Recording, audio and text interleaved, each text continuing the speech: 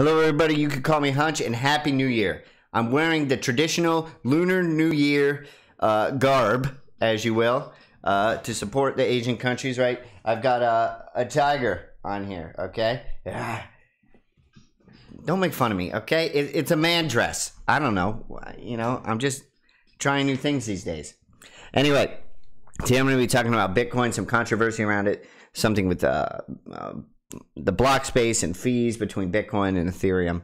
Anyway, I'll do some charting too. Let's jump in real quick. Here's the Bitcoin chart. What I think is going to happen is this descending wedge, right, is going to break at some point, right? We could go further down. We could break out, right? I think things are getting more bullish just based on the price, right? The price is gaining a little momentum. Remember, it was pretty low. It was in the low 30s there for a little bit, and it was getting pretty scary. But the plebs stayed strong. You know what I mean? Okay, now let's get into what I really want to talk about. If you know Munib, he's the founder of Stacks, right? And if you know this channel, I'm a big founder of Stacks. But basically, he commented on what this guy, Chris Bernsky, said, right? So go follow both of them so you can get, you know, a wide spectrum of opinions. But he said, you know, Bitcoin folks can have two reactions to Bitcoin versus ETH gas fees. Keep denying that ETH is gaining more users and developers. Or B, grow the economy with Stacks, the Bitcoin economy. So this chart is basically like the fees for block space by the blockchain over time, right? As you can see, Bitcoin basically controlled the market, and then ETH started to control the market. Now, you can look at this from two different perspectives. Remember, there's lots of different, there's positives and negatives and arguments for both sides. The positive side is that Bitcoin is actually scaling, right? With SegWit, with Taproot. Here, let's go back to full screen so you can see. With SegWit, with Taproot, with Lightning, with Stacks, right? And that ETH is not scaling, right? Whatever L2s or Arbitriums or whatever they're using to scale, right? It's not scaling, right? And the smart contracts is actually making it more congested at that base layer. The other way to look at this chart, right, where ETH is taking over fees, is that demand for Ethereum is truly greater than Bitcoin, right? For NFTs, for DeFi. And ETH will maintain that high block fee type thing for the miners, which we know they're not because they're going to go to proof of stake. So this whole conversation may be moot, right?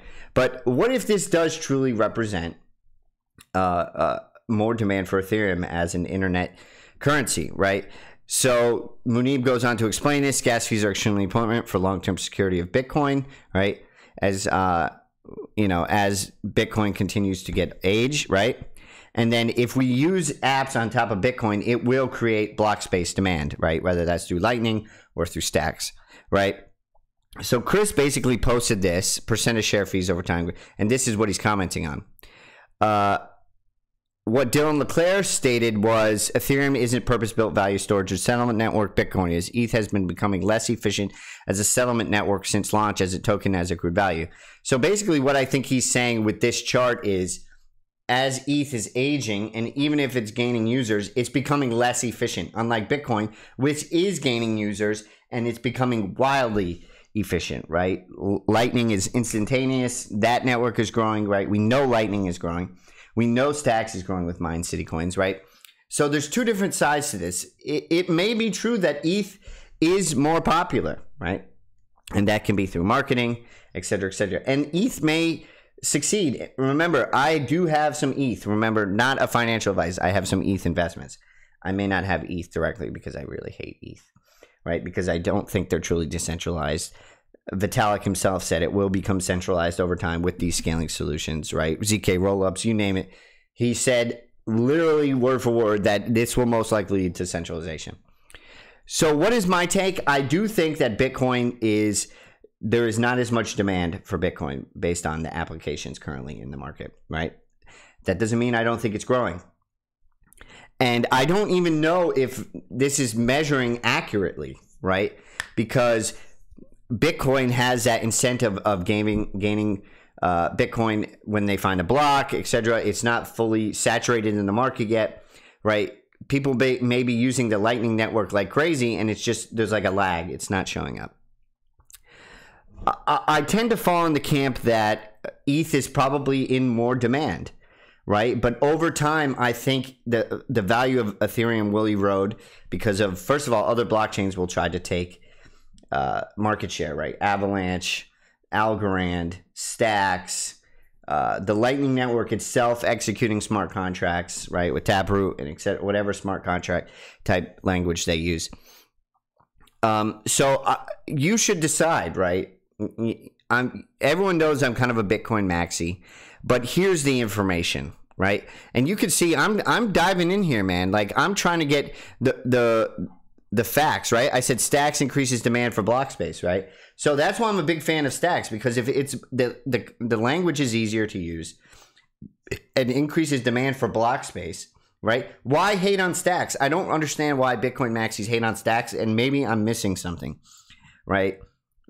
Maybe you don't need Stacks, and you know, I could be wrong. I'm not saying I'm not wrong, right? But I do think that growing the Bitcoin economy in any way you can, right, using it as a settlement layer. Now, nobody answered me, right? So that's a little concerning. I'm not going to give you all the false narratives, but I do think Stacks increases the demand for block size.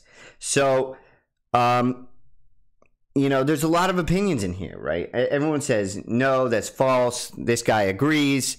You know, I tend to take the stance that Bitcoin, it doesn't matter what the demand is right now. The Bitcoin economy will grow because, you know, it's like you don't need insurance until something bad happens, right? You're paying all these deductibles and you're like, why am I doing this, right? And then all of a sudden you have a catastrophic meltdown, right? And that's kind of like what Bitcoin is for, right? The dollar fails, there's a catastrophic meltdown of economies worldwide, there's a war, currencies are devalued.